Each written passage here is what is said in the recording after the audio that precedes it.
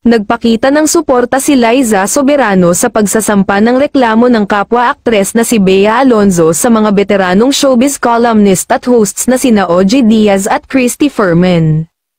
Kahapon, personal na nagtungo si Bea sa Office of the City Prosecutor sa Quezon City, kasama ang kanyang legal counsel na si Attorney Jose Manolo Garcia, para sampahan ng kaso sina OG, Christy, at isa pang individual na sinasabing naninira sa aktres.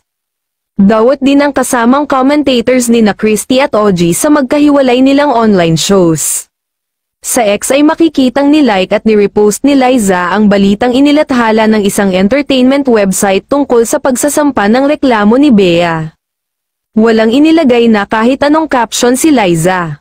Pero ayon sa netizens, indikasyon ito ng pagsuporta ni Liza sa ginawang hakbang ni Bea laban sa mga umano'y naninira sa kanya.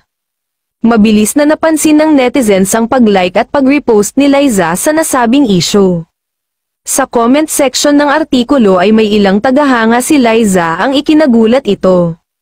May ilan ding hindi makapaniwala sa ibinigay na suporta ni Liza kay Bea, lalo na't si OG ay malapit kay Liza dahil dati niya itong talent manager noong nasa poder pa ng Star Magic, ang talent management arm ng ABS-CBN, ang aktres.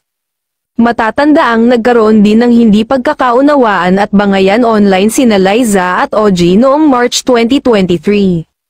May kaugnayan ito sa breakup nila ni Enrique Hill, at iyan ang komisyon nilang dalawa noong sila pa ay magkatrabaho, hanggang sa pagkalis ni Liza sa pangangalaga ni OG at ng Star Magic noong June 2022. Aminado noon si Liza na sumama ang loob niya sa dating manager dahil binahiran daw nito ang kanyang pangalan sa pamamagitan ng mga gawa-gawang kwento na itinampok niya sa kanyang YouTube vlog.